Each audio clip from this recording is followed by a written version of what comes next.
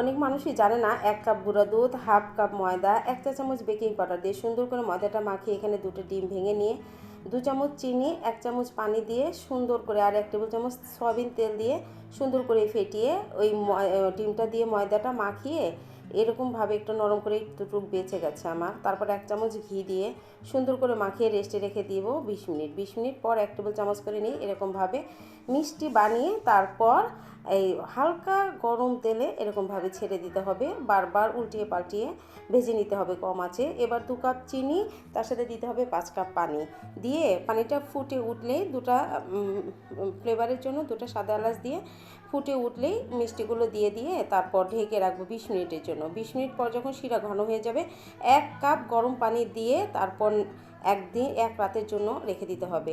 সকালে উঠে দেখবে চমৎকার একদম সফট তুলোর মতো নরম মিষ্টি।